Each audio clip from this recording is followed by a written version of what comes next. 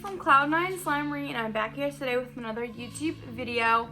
So as you can probably tell by the title, this is my Slime 101. So I have a little list here, actually there's quite a bit of stuff on here, that I kind of wanted to cover. I'm hoping to get to most of it today. If not, I definitely want to do a part 2. And also, if you guys have any ideas that I didn't include in this video that you want me to include in a part 2, make sure you comment them down below, and I will of course give you credits in the next video. Okay, so let's go ahead and jump right in. What I want to cover in this Slime 101 is basically some stuff that people either may not know about slime, or stuff that beginners don't know about slime, stuff like that, because I've definitely had some few encounters with my own shop, as well as I've heard other people have these type of encounters. So let's go ahead and just talk about them. So the first thing I have on my list is how to make Activator. So to some of you guys, this may sound crazy, but there are quite a bit of people who don't know. So I personally use borax Activator. So what I like to do is I do 1 teaspoon of borax dissolved in 1 cup of warm water, but you can also do different variants of it. So sometimes if people want a thicker slime, they might add a little bit more borax, say like 1.5 teaspoons or something along those lines. And if you want more of a jiggly slime, you might add less borax to your water. So the standard is usually about 1 teaspoon to 1 cup of warm water is what I personally use. A lot of people think whenever you buy slime and they send you the little packet of borax, some people think that you just add the borax into the slime, and that is definitely not the case. That will ruin your slime. I definitely do not recommend doing that, and 9 times out of 10, if a business is sending you borax in your package, they will give you a card, a business card, usually with information on how to make Activator. So definitely read that before you do anything crazy. As well as if they don't, you can go ahead and message them. I mean, I'm sure they're willing to talk to you. The next thing is, what other activators are there? I know on my TikTok I definitely get asked this a lot, because some people will have an allergy to borax like myself, or they just have sensitive hands. A lot of other activators tend to be baking soda and contact solution.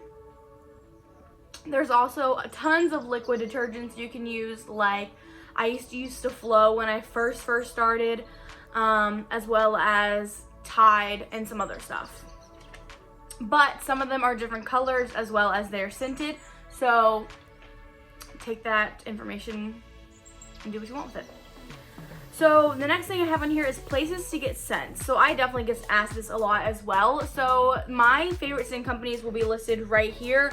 I typically enjoy Indigo Fragrance Company, Nature's Garden, and Just Scent are pretty big companies in the slime community. I've heard some iffy things about them here and there, but I definitely recommend searching fragrance oils that are skin safe.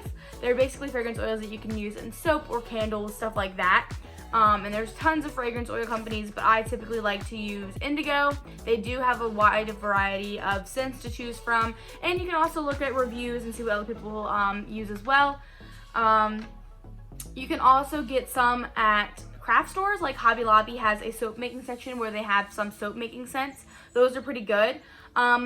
I have definitely seen this so many times in the past, and I myself had made this mistake before when I first started.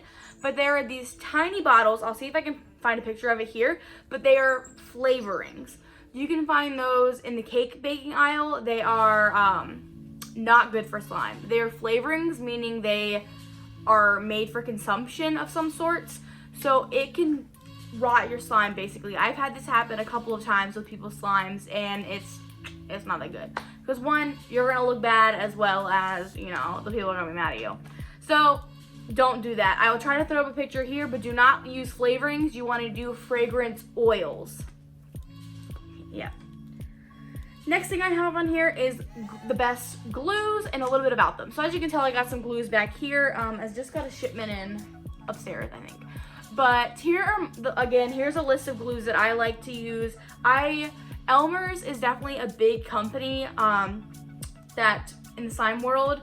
So they have a glue wall and a school glue. School glue is typically thinner. Glue wall is typically thicker, but it can be a little bit more difficult to activate because it is so thick.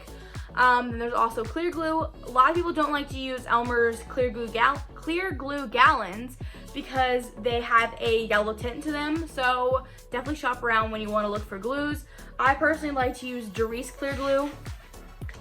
I have one right here. The top got a little messed up in shipping, but this is what it looks like.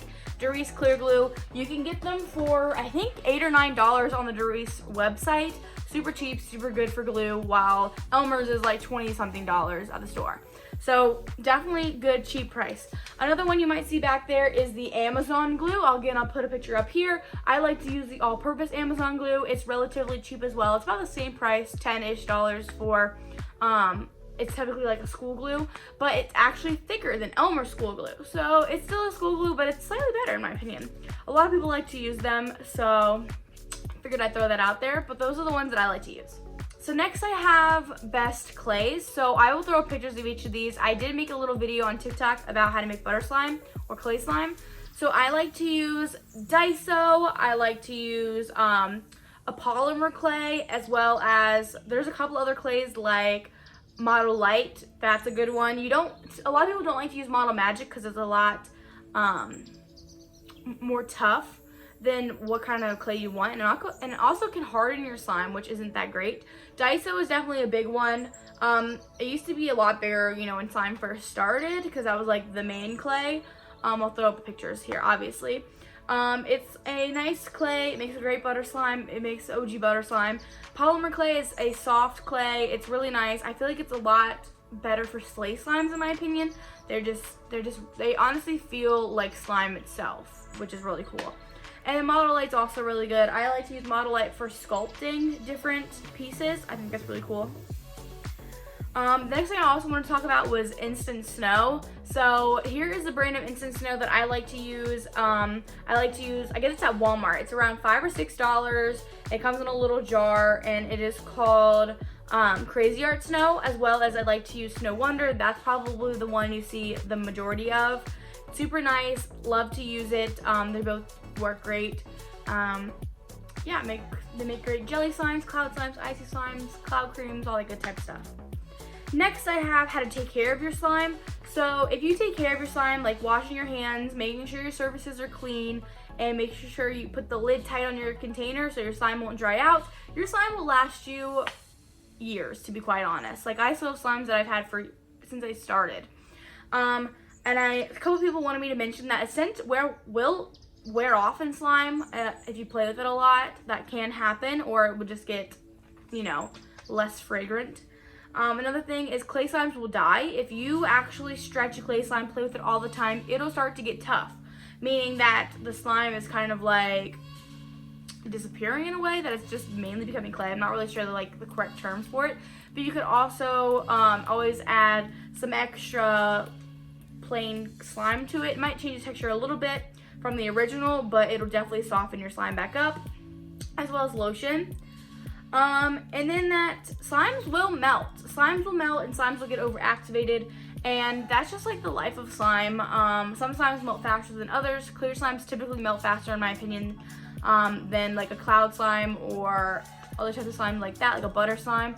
So if you're a beginner, I recommend cloud slimes or butter slimes, especially if you don't like the slime to be sticky, because jelly slimes, clear slimes, basic slimes can all be a little bit sticky and tacky when you're first beginning out.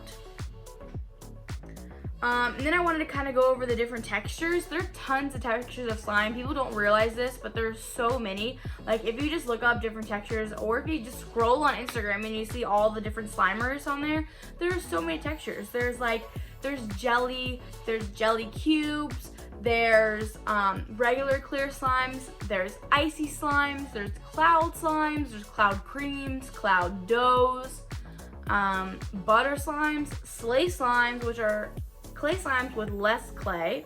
So fun. There's basic slime, thick glossy slime. There's so many slimes. DIY clays, like there are so many slimes. Floams, oh my god. You can combine most of these as well, like it's crazy. And if you want more information on that, you can always message me or leave a comment down below. Next, we have how to start a slime shop. So starting a shop can definitely be difficult because, as you can tell, I have a lot of supplies, and a lot of this obviously costs money. So one, you need to, in order to start out, you kind of want to start out small. That way you're not spending a ton of money all at once, and then you can gradually build up. That's basically what I did. I would say get a few things here and there, and then start promoting your shop over on Instagram, YouTube, TikTok, Facebook, wherever you want to promote your shop, and try to like interact with people and try to get some followers, maybe people who are interested in buying from you. That way when you do eventually start your shop, you might get some sales. And don't be afraid to put yourself out there, make something new and creative. And also don't be discouraged if someone doesn't buy right away, because I know when I first started, it took a while to get my first sale. And a lot of times it does take a while, and you just kind of gotta put yourself out there and be creative. I started on Etsy. Etsy is a great place to start. It's free unless you make a listing. It's like 20 cents to make a listing, and they take a little bit of your profit. But overall, it's a good shop. It's straight to the point. You list your stuff, you sell it, you ship it. It's simple.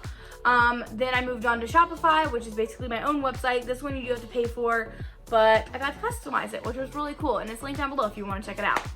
A lot of people start on Etsy, and a lot of people are still on Etsy. Even some larger shops are still on Etsy.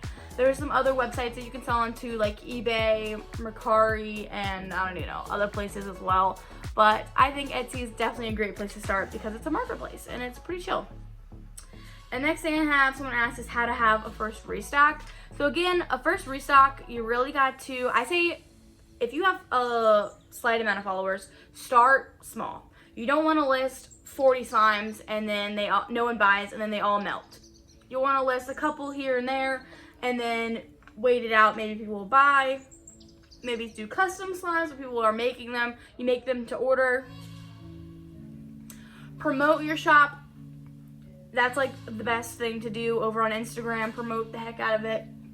Definitely create good content, high quality videos, as well as nice pictures. You really want your shop to pop, and I think that's definitely a big key to having a shop, is making sure your pictures look nice and making sure your videos look nice, and then people will want to buy. And also, you gotta have great customer service.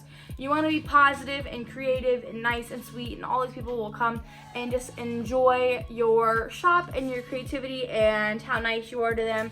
And if you have good customer service, you might honestly create some bonds with some of your customers where they want to keep coming back and buying more and more slime, which is also great for you.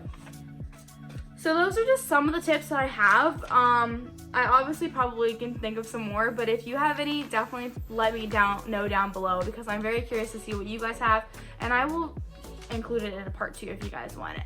So thank you guys so much for watching today's video. I really hope you enjoyed it, and I really hope some of these tips might have helped you start your shop and maybe inspired you to, I don't know, create something new. But anyways, thank you guys so much for watching. I really hope you enjoyed, and I will see you guys in the next video. Bye everyone.